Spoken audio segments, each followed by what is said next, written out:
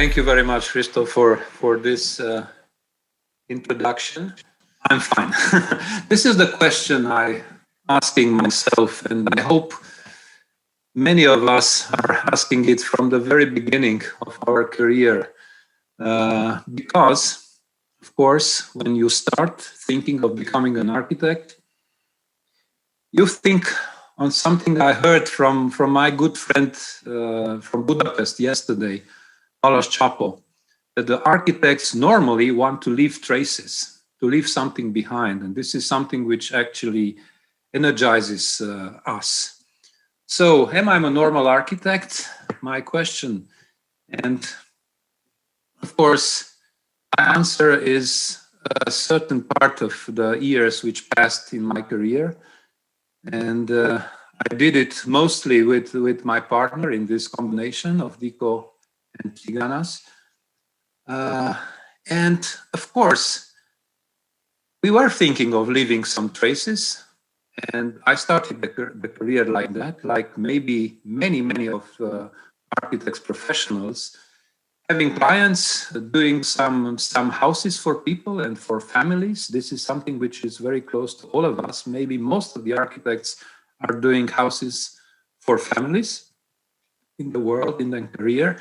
And we learn, when we start learning that instead of leaving traces, maybe we should make people happy, which is more interesting and more challenging. Houses for people. And now I have to tell you that I'm living in an ideal city. And I thought to tell you this because I think also Krakow is an ideal city, because it has all the ingredients for something like this. Cluj-Napoca, which is my city, has a river, has an acropolis, a hill, and has an historical city. And it's not very large. It has universities, and you can see different towers of churches in the skyline from different confessions. I think these are the ingredients of an ideal city. So one of the dreams of us as architects is to work at home, to do projects. Next door, for example, this was a competition we lost, which is on the same street where I live, 2 houses from my street. From my place. And this is 2 streets behind, refurbishment of an old factory. We also lost as a competition, but we keep trying. And this is 5 minutes from home, an extension of offices of a public institution, and some housing which are not very far from the place I live. And it happened very many times that we try doing projects and we compete and we dream of leaving traces or of being involved in different projects, but sometimes or many times we cannot do it from different reasons. But there's still a wonderful feeling while working at home. 2003, meeting some very nice people. Most of them were students at that time and then became architects. And half of them are Germans, half of them are Romanians. And we started to work together in Cluj-Napoca, because we discovered that there is a lot of public space which needs attention of architects. Then I proclaimed the fact that public space is not infrastructure, it is architecture. And we started to change the face of the city by transforming public places and public spaces into pedestrian areas, into spaces for people, banning the cars, changing the environment, and everything went quite well since that time for more than 15 years. Now I come back with my presentation to my partnership. And what I'm affirming now is that as an architect, you depend on your clients. These are meetings that happen in your career. And of course, you have to be lucky. And the question I'm asking myself many times, can I choose my clients? Do I have to accept the clients? Do I have to look for them? How do I enter through their doors? Or do I have to wait for them to find us? So we work like many other offices and architects for private projects, for housing, but we don't like them so much because these projects are actually very much oriented towards profit. So we discovered that one of the fields that we liked very much and we engaged in is working places, either factories, places for people to work, to learn, to research, to develop, offices, of course, for small firms, for refurbishment of different former industrial places. From the socialist time, we converted into offices of the new generation of workers working with computers. And this is something which gives us another push. So the challenge of the public projects is quite high beside this private area. And for us, the game changer was the stadium in Cluj-Napoca we designed 10 years ago. And the challenge was so great because it was a huge debate and people divided into those who wanted to have the stadium in the same place as the former 2 editions of the stadium were built 100 years ago. And others who wanted to move the stadium from the city center towards the more remote place and to use the space for other purposes. And we accepted the challenge, and the only way to work with this challenge was to create more and more public space and to open as much as possible the facility for the people, for promenade, for the time where nothing actually happens inside the you can see through. And we're very lucky, and we had a chance to extend the ensemble with the sports hall, with the inner sports hall facility, which also created a lot of new public space inside and outside, of course, in a more introverted type of building. So this is about trying to get involved, trying to do your best when you meet with your clients. And we continue working around Romania, and not only Romania, by making offers, by competing, by trying to get and to respond to different clients. But as always it happens, sometimes projects are never built, sometimes your project is not selected because of different reasons, because of your competitors, because of the budget, because of matching with the ideas and the expectation of your client. This is me and my partner, and I put this picture here because one of the first things I learned as an architect is that team is the most important fundament of doing architecture. Of course, you can work alone. Maybe architects are working alone, but you cannot realize project alone. You cannot build and finalize projects alone. That is for sure. So I come back to this question: can you choose your clients? Sometimes, and I think you can choose your clients only in competitions. You can choose or you can select the competitions to participate. But there were no competitions, not enough competitions in Romania, not enough competitions in my city. So I got involved in generating competitions. And I have to show you now some projects which are not our projects, but which are very recent projects created by the competitions I've generated. And let me tell you just in a few seconds how everything started. I met my mayor and I told him, look, Mr. Mayor, in this city, we have 3 major things everybody loves and looks to see as a tourist, or we are proud about them as locals. One is a botanical garden. The other thing, the second one, is a sports park from the 30s. And the third is an ethnographic part, or a village museum, as we called it. So if you want to cast your name in the history of the city, you have to build parks and you have to open the city to competitions. And since that time, we got more than half of the architectural competitions for public spaces in Romania, in my home city. This is modernization and pedestrianization city center area. This is a new park, actually an old park, which was abandoned and derelict and was refurbished by a competition. And this is the most interesting project I love the most because it has the length of the city and it refers to the banks of the river. And it's the master plan for the river which crosses the city. It was won by a Spanish office, a young Spanish office from Madrid. And of course, this is the hill, the Acropolis I mentioned in the ideal city, which also has a citadel, an Austrian citadel surrounded with the park. And this is a competition for the last year and we expect to be built. And of course, urban planning, a new quarter, the first one which is going to be developed in public-private cooperation, won in a competition. But when you organize competition as a president of the Chamber of Architects, as a politician of architecture, then you become incompatible with the quality of a concurrent, of a competitor. So for 10 years, I couldn't compete because I was the organizer.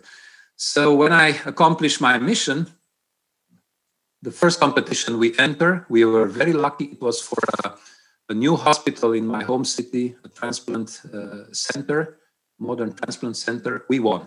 This is very fresh. We won this competition with our partners, which is an office from Barcelona, Pina. Very good office. We approach in order to learn from them because they are very good in hospitals. They have a very good history. And they also have some Romanian architects working with them. So the matching was perfect. And we combined the knowledge of the two offices and we won the competition, recently signed a contract and started to work. Okay, we continue to do what we know the best, sports facilities, because we work in this kind of projects for years. That was a stadium from Craiova, a soccer stadium. This is a multi-sports and athletic stadium from another city. This is the National Rugby Stadium under construction in Bucharest. We are almost ready to finalize the construction. And of course, we came back again, home again, and we have under construction the refurbishment of two buildings in the city center. One is a former bank, the other one is a former socialist building. We are now converting into a kind of research center and conference center for our technical university. So twice at home, in the university and in the city. And this is a parking garage in the city center we are developing now. A new stadium under construction. And this is a sports hall in another city in Brașov, center of Romania. We delivered and we are keen to see it starting in the construction site. Okay, my conclusion is that, yes, I'm a normal architect. I always wanted to be normal. I'm not necessarily looking for living traces, but I think that being normal means to work, to teach, and to activate the field, to promote the politics of architecture. And I really believe that these three aspects of the life of an architect and activity of an architect are actually building the complete portrait of somebody being normal. And as a last comment of my presentation, I'm coming back to the initial question, what about leaving traces? Yes, leaving traces is very challenging for an architect, for an author, for an artist, for the ego of everybody. Of course, I feel somehow, you feel somehow, everybody, the team of signing and building and leaving something behind, something exceptional if possible, something which is making happiness around for as many people as you can. But what about changing the paradigm, which is something maybe much more challenging and which is happening today, because we are living actually very interesting times. And I think that this is even more than leaving traces as an architect. Thank you very much.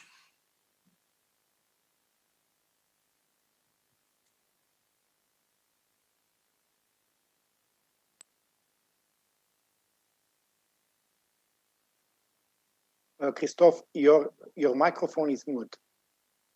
Christophe? Hello? Yeah, okay. Now it's all right. Serban, thank you very much for your very interesting presentation and showing us your spectrum of works, which you do together with your partner. And well, that's interesting. You say that leaving traces is challenging, but it's not your goal, as you say. It's not your major goal.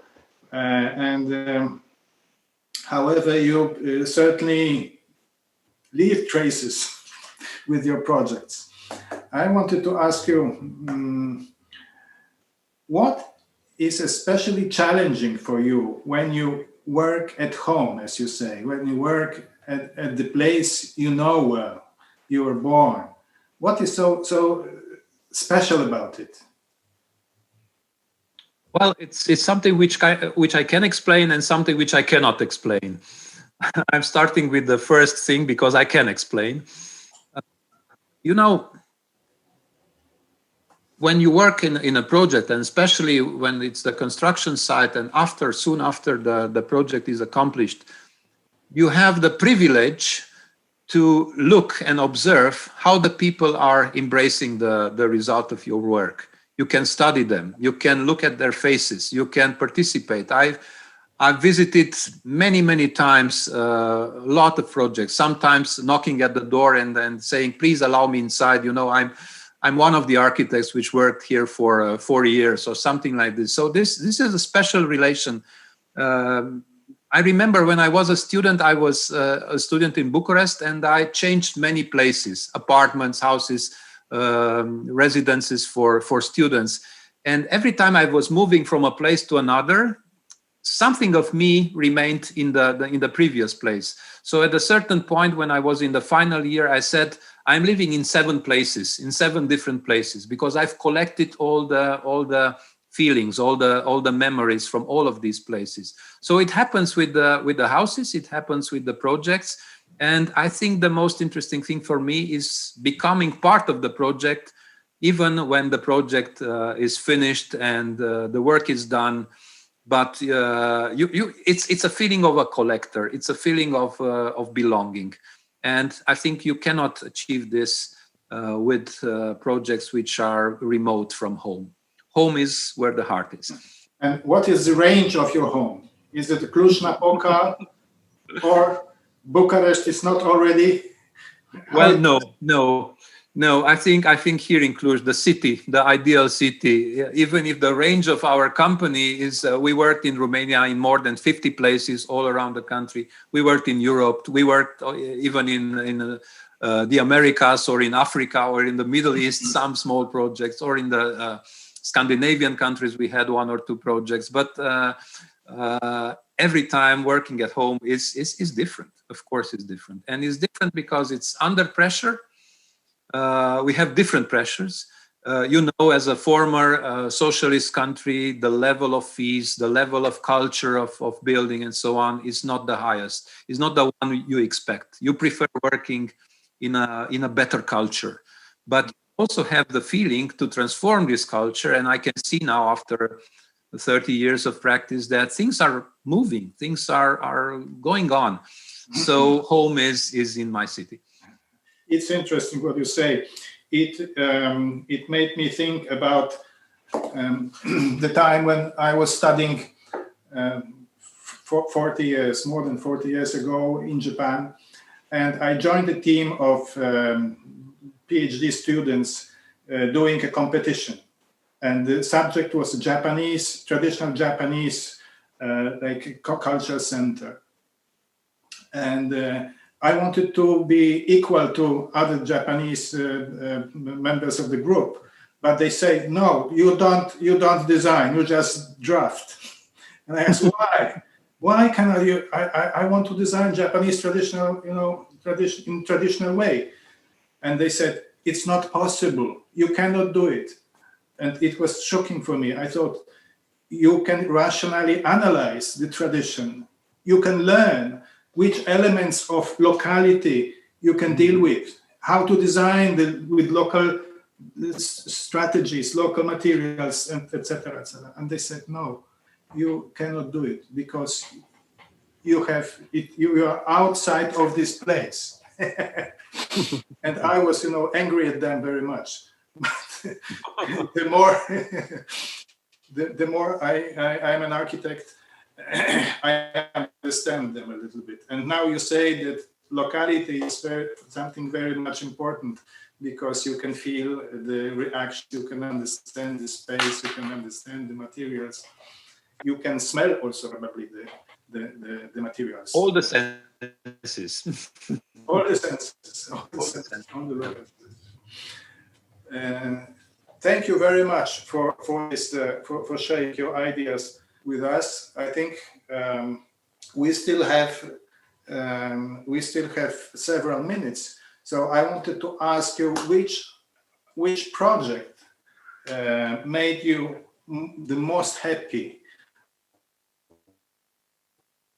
Which the result of which made you happy?